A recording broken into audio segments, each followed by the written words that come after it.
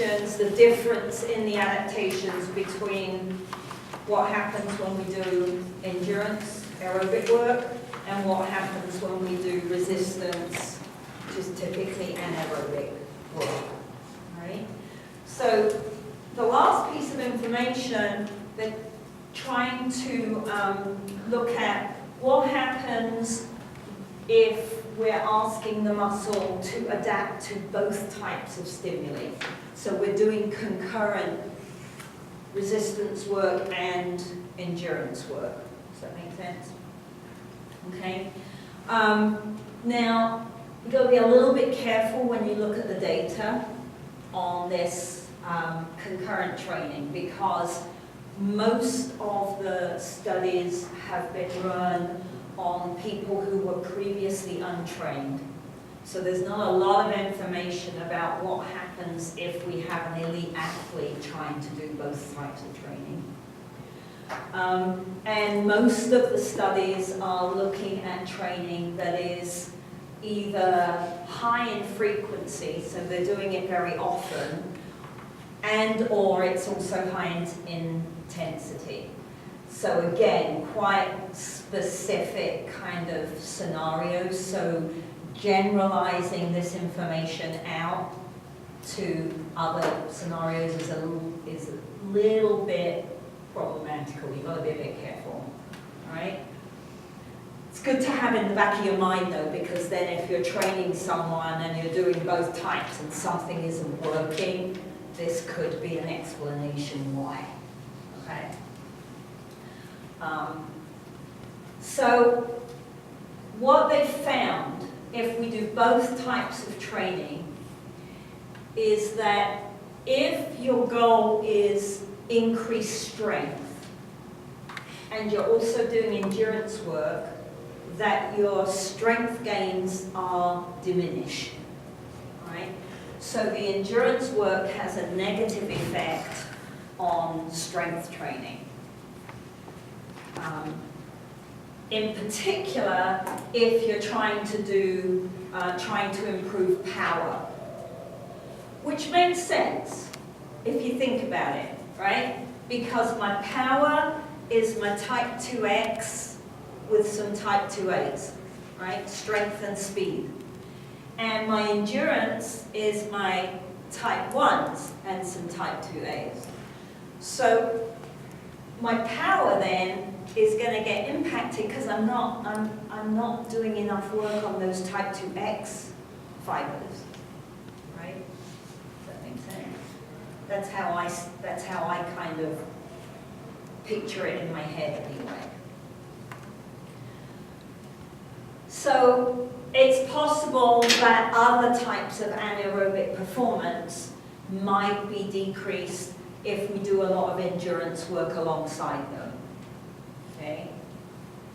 If we look at the reverse picture and the goal of the training is improved VO2 and improved aerobic capacity, that doesn't seem to be impacted if I do some strength work.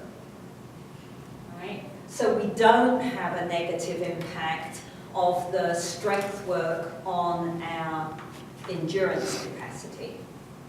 Right? So the negative picture is only occurring in one of the two scenarios. Right? So our endurance capabilities are not compromised then by doing some strength work as well, which is great for the long distance aerobic athletes. Right? They can also do some strength. We don't have a lot of data about what is going on at the cellular level that results in these kind of outcomes. We know that we said last week, if we do endurance work, that our type 1 fibers atrophy, the diameter shrinks a bit, and the type 2s don't change. If I do my strength work, then type 1s and type 2s all get bigger. And depending on the kind of strength work, probably the type 2s will get bigger than the type 1s, depends what kind of program you're doing. when we look at this concurrent training, when we look at combining them, then the type 2 get bigger, the type 1s don't get bigger. So a little bit of difference in what's going on with the diameter of the fiber in this situation, but we don't know what's going on in any more detail really than that at the moment. The recommendation then is that if you need to do both, as an athlete, that you use some form of periodized training and you make sure that you get plenty of rest periods, right? And if you're a strength power athlete, you should limit the amount of high intensity aerobic work that you do. So you shouldn't be doing HIIT training if your goal is throwing your shot put an extra foot, right? At least not at the same time. Okay. As I said, this set of data doesn't really have a broad enough base, so it makes it difficult for us to generalize it to all our situations. We don't know, for example, if both programs were designed really well by someone that really knew what they were doing, would we get adaptations in both, positive adaptations in both strength and endurance work that maybe take longer to see because the studies have a finite period of time on them. So maybe it takes 16 weeks to see improvements in strength if we're doing endurance work, instead of 8 to 10 weeks, right? We don't know the answers to that. Right now, the research would say we can't do both optimally. So whichever is the goal, we shouldn't be adding too much of the other one.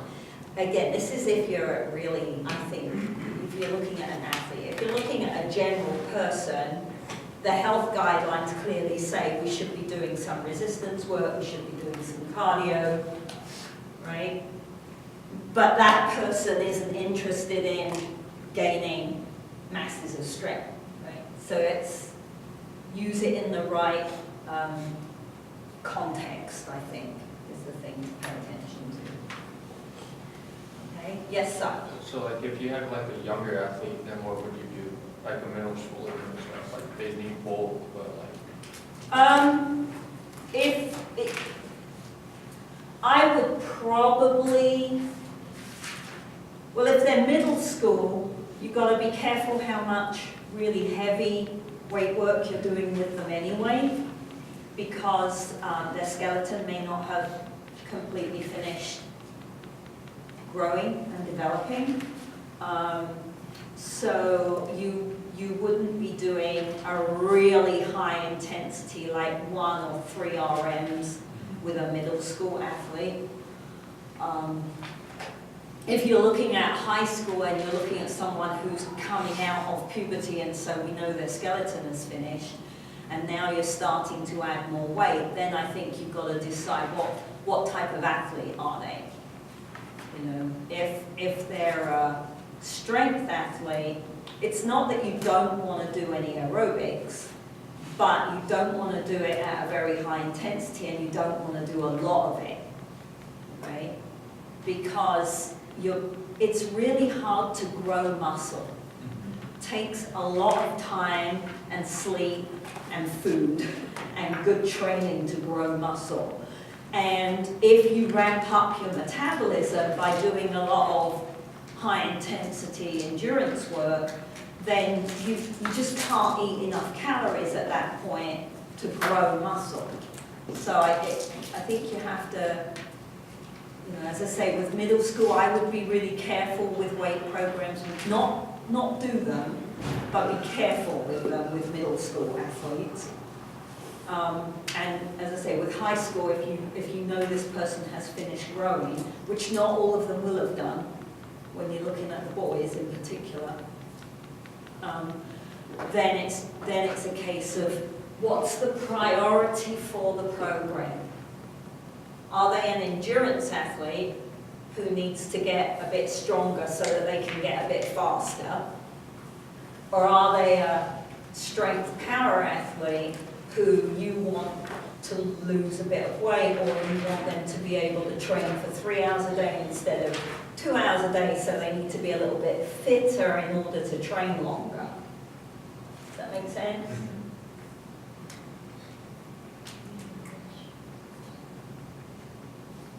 Okay. All right, so let me, I have no idea, I never can remember what happens when I load a second PowerPoint in this thing.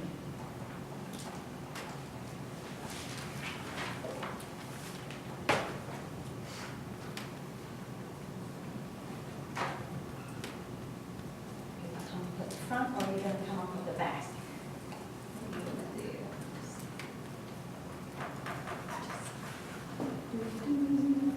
Oh, that's useful.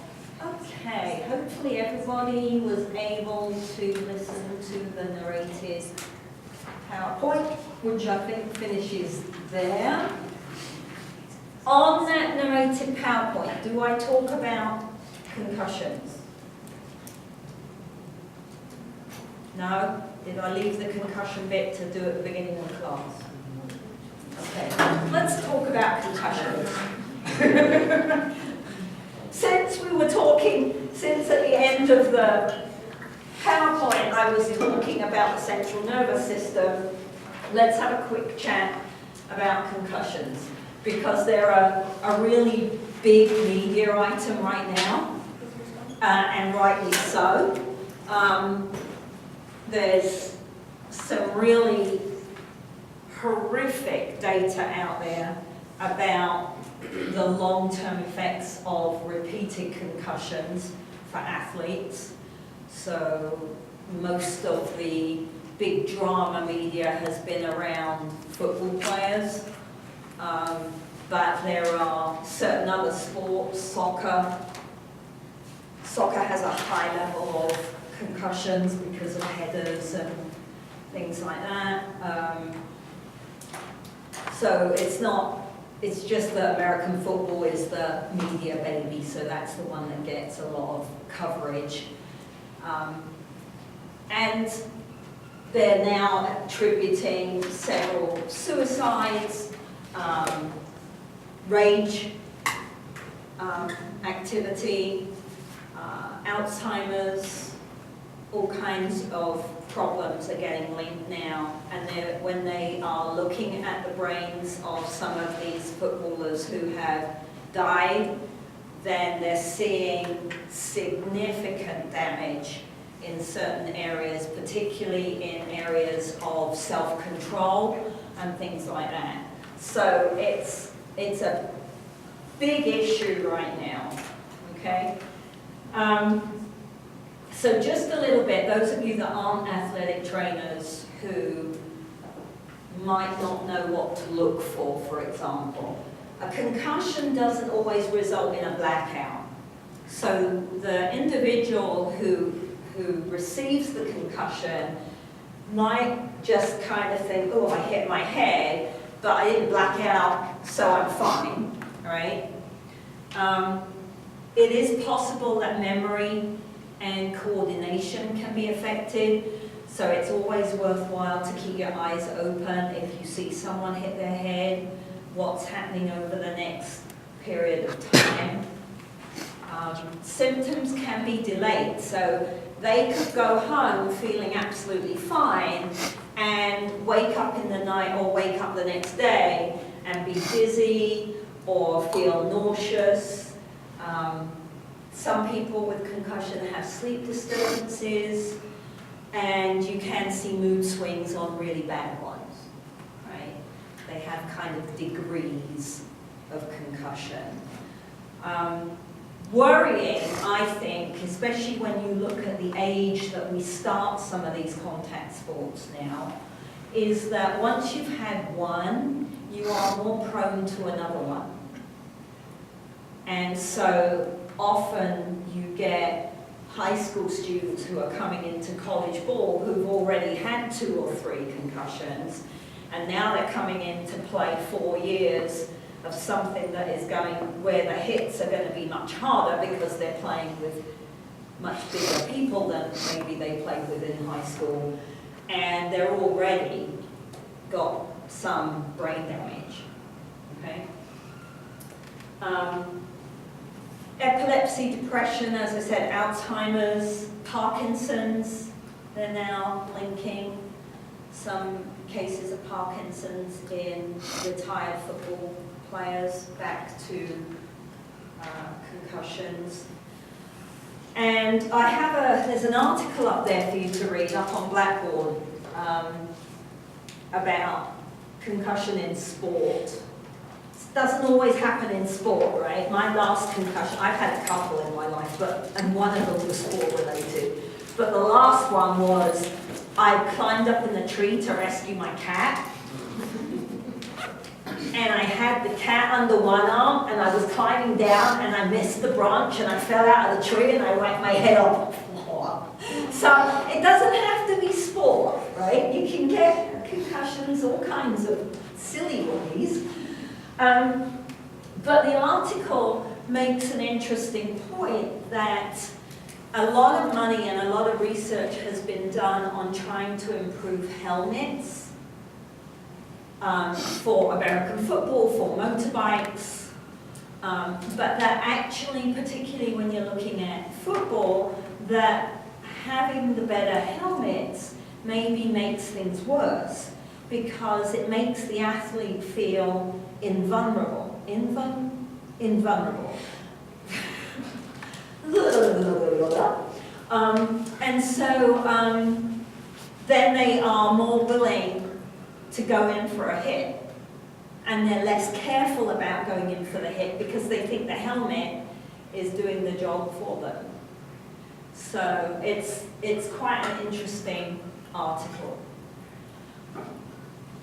Okay, so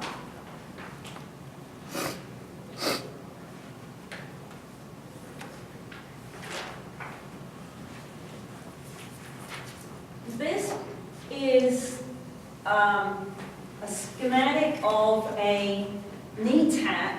A knee tap is an example of what we call a monosynaptic reflex. Remember the other day when I said I think that diagram is wrong because there should be an interneuron in there? This is why I had that thought, because I was thinking of a knee jerk rather than just a muscle spindle reflex, all right? So a monosynaptic reflex is one where there isn't an interneuron. So the muscle spindle gets stretched when you tap the patellar tendon. And the muscle spindle sends a sensory signal to the spinal column, and it synapses directly with an afferent motor neuron back to the quadricep, and the quadricep contracts. Right? So it's monosynaptic because there's only the one synapse between the sensory nerve and the motor nerve that initiates the contraction and the leg kick. Typically, in reflexes, there's an interneuron between the sensory neuron and the motor neuron. And the interneuron allows for tweaking and training and fine-tuning the response to the motor nerve. Right? So I'm going to come back to that idea in a minute. If you look here, you'll see that we have a interneuron synapse between the muscle spindle and the motor nerve back to the hamstring. So we have this two-sided response going on because I can't contract the quadricep if I'm also contracting the hamstring at the same time. Right? So in order to see the reflex in the quadricep, we have to be able to relax the hamstring at the same time. Right? So we have a monosynaptic reflex back to the quadricep, but we have an interneuron between the sensory nerve and the motor nerve back to the hamstring.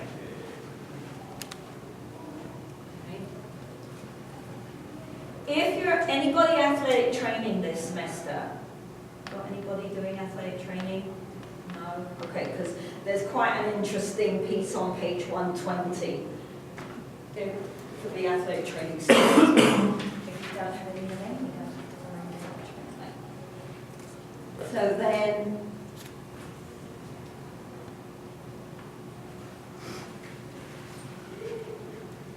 reciprocal innervation is this idea where I'm innervating two separate muscles. Right? So the afferent, the muscle spindle, sensory nerve, synapses with a facilitator, which is going to go back to the quadricep, and the inhibitor, which is going to go, in this instance, to the hamstring. Okay? And that interneuron, whether it's the facilitator, and I still don't think this diagram is right in my head. I think this is wrong. I think what we have is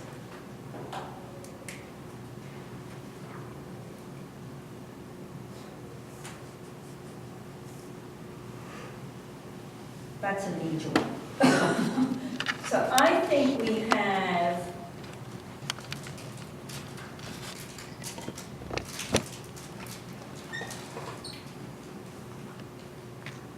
a signal coming, so this is efferent, this is sensory.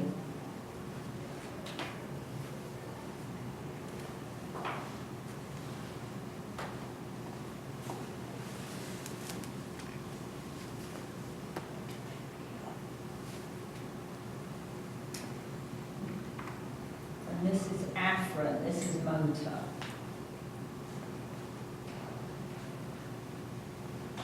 And then that interneuron would be a facilitating interneuron. Right? And then we have this.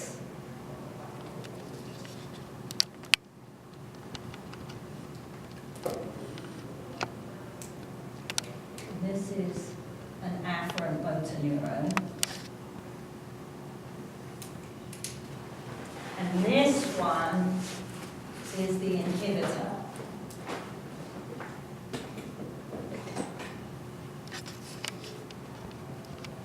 I think, maybe I'm just reading this diagram wrong, but there's an interneuron missing there.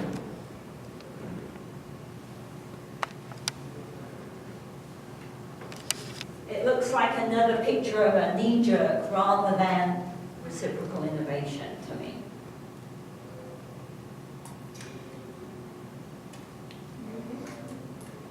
Right?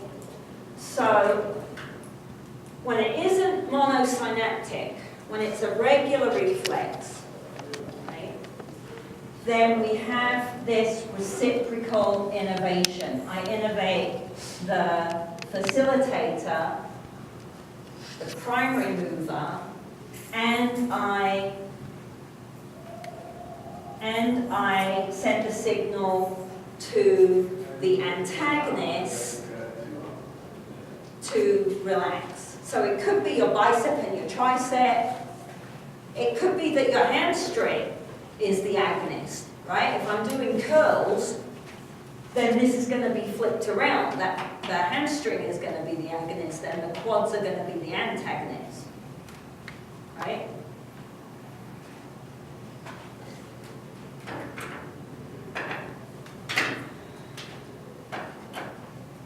I might be wrong, but I don't think so. I don't think so. I've read this so many times, and every time I read it, I'm like, I'm sure that diagram isn't right. And I'm sure that diagram isn't right. So the really interesting thing about this idea of reciprocal innovation is that it seems to improve with training. So there seems to be an adaptation element within the interneuron, within the central nervous system, that improves coordination within the skill. So when you look at highly skilled individuals, they're able to alter coordination within like 0.02 of a millisecond. So if you think about hitting a cricket ball, or catching a cricket ball, or catching a baseball, things are moving so fast. How does a really skilled player adapt to the path of the ball and catch the ball? Right? One of the things they think that's happening is that reflexes play a part. You've got eye-hand coordination, obviously, and you've got just your training, but they think that these reflex actions play a role in those kind of catches where the ball is moving that fast. Because actually your brain could not process that information quick enough and send a signal out to your hand to catch the ball. So it has to be happening at a lower level. And so what they think is that some of the adaptation is occurring within this feedback loop that happens in the spinal column with training. Pretty cool, I think.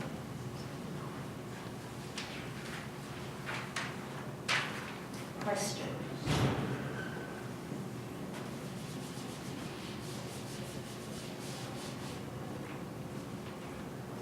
Okay. So,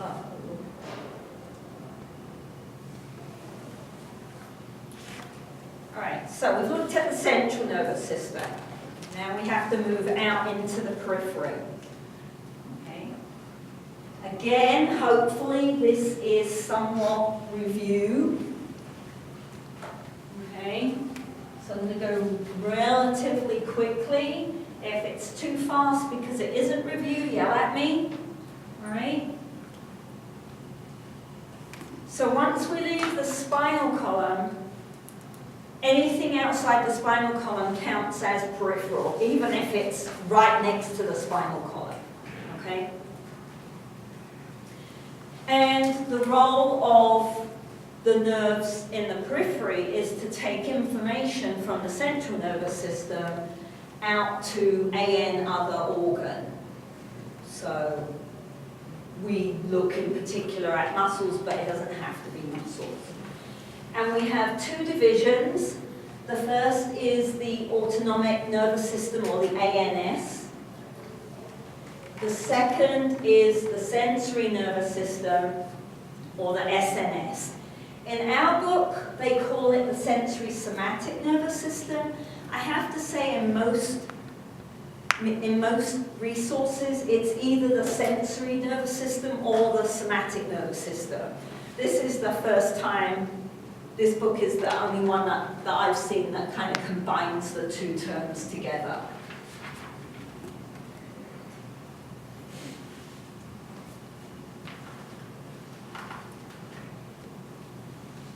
So we've got our first two big umbrellas, the ANS and the SNS. Right? The ANS is responsible for controlling function that is below your conscience, right? So things that are going on that you're not aware of. Okay? So it looks after your heart rate, it looks after your blood pressure, it looks after your digestive system, it makes sure you're breathing. Okay? And it is also split into two subdivisions. The first one is the sympathetic nervous system, and the other one is the parasympathetic nervous system.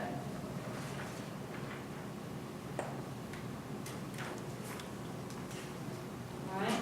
So the ANS is controlling stuff that's unconscious, that we're not aware of, functions that have to occur to keep us alive. Okay?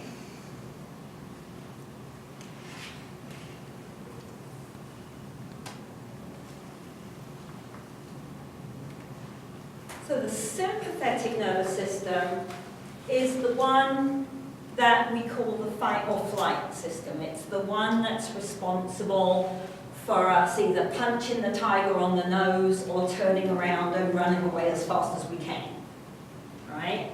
So it's the one that is involved when we get upset, when we get stressed, when we're angry, when we're scared, right? All those things that happen under those circumstances are down to the sympathetic nervous system.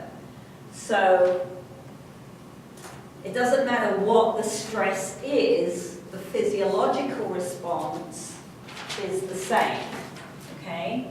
And that's an important point to pay attention to, particularly when we start looking at overtraining, okay? Because we tend to link overtraining just to the stress of exercise, but the physiological response of overtraining can be due to the cumulative effect of many stresses, right? So that idea will come back down the road. So when we stimulate the sympathetic nervous system, we get an increase in heart rate and blood pressure goes up, right? We divert blood flow from our digestive system to our skeletal muscle in case we have to punch the tiger on the nose, right? We stimulate the liver to break down stored glycogen and dump glucose into the bloodstream so that we've got plenty of carbohydrate to make ATP if instead of punching the tiger we run away, right? And we start to break down glycogen in the muscles much faster. Okay? So as I said, it can be a response to being angry. It can be a response to being really excited because you're about to jump out of an airplane with a parachute. It can be a response to exercising because exercising is a physiological stressor. Right? And we think of it as being a beneficial stressor because of the adaptations that we see. But when you look at it from this respect, if I do too much exercise and I set off my fight or flight response too often or at too high a rate, then it starts to become negative. Okay?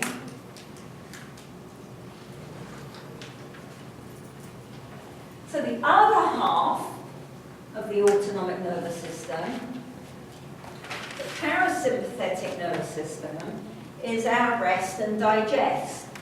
This is the system that's responsible for going, calm down, come on, the danger's over now, you can chill out, let's start breathing at a regular rate, let's get our heart rate back to resting level, we don't need it going at 180 beats per minute any longer, let's cool everything back down, okay?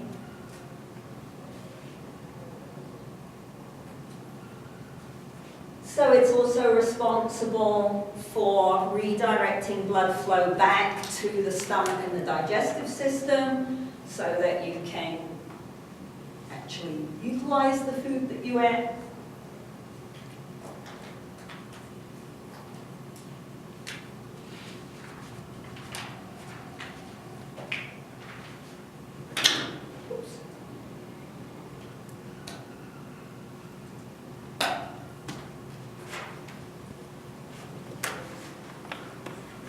The sensory system is responsible for receiving information from the external environment and the internal environment. Right? So it collects information from the muscle spindles, from the Golgi tendon organs.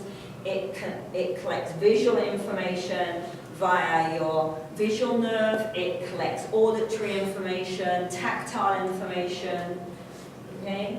And it coordinates the sensory division, all this sensory information, with the motor division that initiates the response to the sensory information.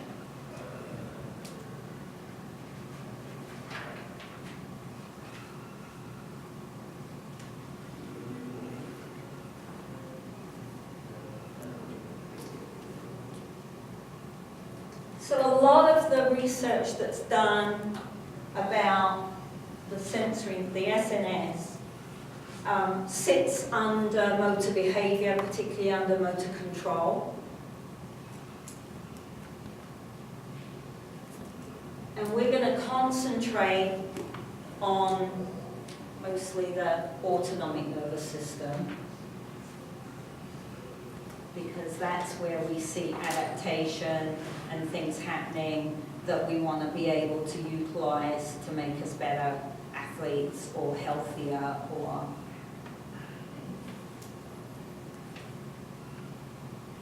So fatigue is always an issue, and when we look at these ideas with the muscle system and the nervous system, we've got several potential areas for fatigue. Okay? And they divide them into central fatigue, which we don't know very much about, right? And peripheral fatigue, which is anything outside the immediate nervous system. Okay? So peripheral fatigue could occur because of a lack of ATP. It could occur because of a change in acidity, in pH. Right? It could occur because we possibly run out of calcium in the sarcoplasmic reticulum. All right? So the peripheral fatigue is looking at items within the muscle, physiologically, what's going on in the muscle that might cause a lack of power output, because the technical, fatigue as a technical term means I'm no longer able to maintain force output, right? Centrally though, they think that there are several areas where there's a possibility for fatigue as well. So one is that the person loses motivation, loses the drive to continue moving, right? One might be something going on with the motor signal and the length of time that the motor signal takes to leave the brain and travel down to the muscles. And one may be the motor neuron from the spinal column out to the muscle. Maybe there's some damage to the myelin sheath, or maybe there's not enough potassium and sodium to transmit the signal quickly. Okay. We really don't know very much about this idea of central fatigue, but people are getting interested in it because it seems like it would be a reasonable area for there to be fatigue that we're not aware of, like we are when we're looking at the muscle itself, right? If that central fatigue is changing the timing of a motor signal, then that could lead to injury, right? So it is an important area we need to find out more about. There's a nice box, if this is of interest. Where is it? Let me find it. I just had it.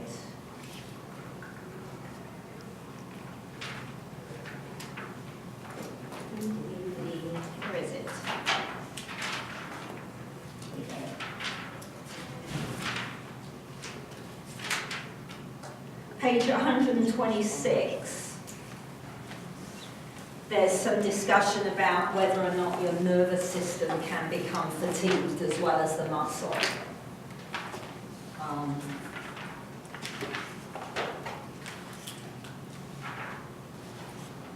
When we look at strength training and the adaptation to strength training, the nervous system plays a huge role. Because over the course of the first 4 or 6 weeks, the change in strength that we see has nothing to do with anything that's happening in the muscle. It takes too long to change muscle tissue. And yet, if you put someone on a strength program, they get stronger within a week, within 2 weeks, within 3 weeks. Right? And that isn't happening at the muscular level, it's happening at the nervous level. Right? So, and we'll come back again a lot, build on everything from here on. So it's really an interesting area of research, because if there's fatigue in that system, it would impact strength improvement and power output at a point where you weren't aware of why power was dropping.